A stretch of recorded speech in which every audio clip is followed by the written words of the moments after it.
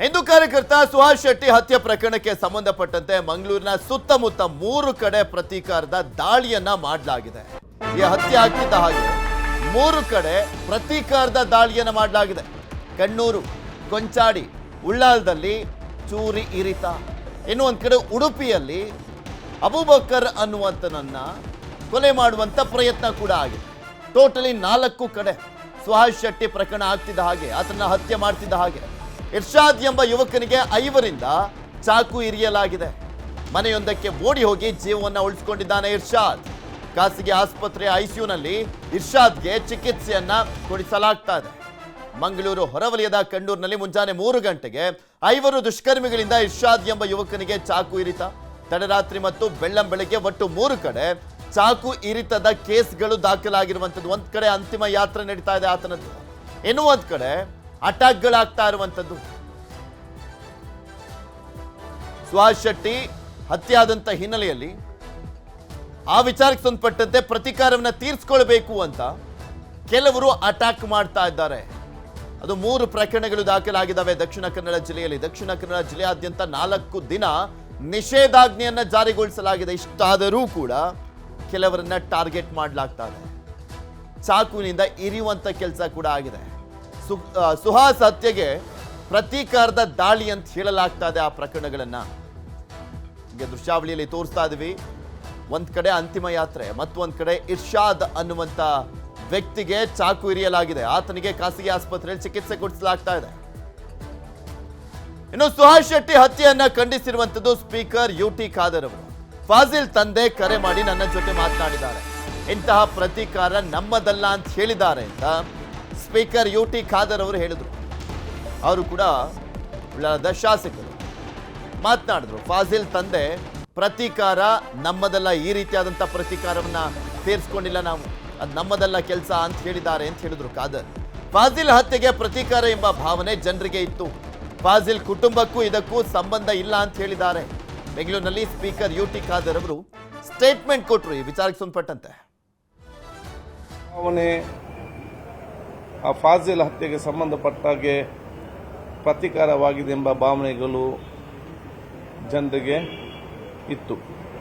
ಆದರೆ ಫಾಜಿಲ್ನ ಕುಟುಂಬಸ್ಥರೇ, ಅವನ ತಂದೆ ಮತ್ತು ಅವನ ತಮ್ಮಂದಿರು ತಕ್ಷಣ ಫೋನ್ ಮಾಡಿ ನಮಗೆ ಮತ್ತು ಈ ಕೃತಿಗೆ ಯಾವುದೇ ಸಂಬಂಧವೇ ಇಲ್ಲ, ನಾವಂತ ಪ್ರತೀಕಾರ ಮಾಡುವಂಥ ಆಲೋಚನೆ ನಾವು ಮಾಡಲೂ ಇಲ್ಲ, ನಾವೆಲ್ಲರೂ ಕೂಡ ಅವತ್ತೇ ದೇವರಿಗೆ ಅದನ್ನು ನಾವು ಬಿಟ್ಟಿದ್ದೇವೆ. ಯಾವುದೇ ಸಂದರ್ಭದಲ್ಲಿ ನಮ್ಮ ಯಾವುದೇ ಸಹಕಾರ ಪೊಲೀಸ್ ಇಲಾಖೆ ಬೇಕಾದಲ್ಲಿ ನಾವು ನಮ್ಮ ಮನೆಯಲ್ಲೇ ಇರ್ತೇವೆ. ಯಾವುದೇ ಸಂದರ್ಭದಲ್ಲಿ ಕೂಡ ನಮ್ಮ ಸಹಕಾರವನ್ನು ಪೊಲೀಸ್ ಇಲಾಖೆ ತಗೊಳ್ಬೇಕು. ನಾವು ಕಿಂಚಿತ್ತು ಆ ಒಂದು ಫಾಜಿಲ್ ಕೊಲೆಗೂ ಮತ್ತು ಇದಕ್ಕೆ ಯಾವುದೇ ಸಂಬಂಧ ಇಲ್ಲ ಅಂತ ಸ್ಪಷ್ಟವಾಗಿ ಅವರೇ ನನಗೆ ಖುದ್ದಾಗಿ ಇವತ್ತು ಫೋನ್ ಮಾಡಿ ಇವತ್ತು ಕೂಡ ಹೇಳಿರ್ತಾರೆ. ನೋಡ್ತಾ ಇದ್ರಲ್ಲ, ಯುಟಿ ಖಾದರ್ ಅವರು ಹೇಳ್ತಾ ಇದ್ರು ಫಾಜಿಲ್ ತಂದೆ ಕರೆಯನ್ನ ಮಾಡಿದ್ರು. ಸೊ ಹೀಗಾಗಿ ಅವರು ಈ ಪ್ರತೀಕಾರದ ಹಿಂದೆ ನಾವಿಲ್ಲ ಅಂತ ಹೇಳಿದ್ದಾರೆ, ಸ್ಪಷ್ಟಪಡಿಸಿದ್ದಾರೆ ಅಂತ ಹೇಳ್ತಾ ಇದ್ದಾರೆ.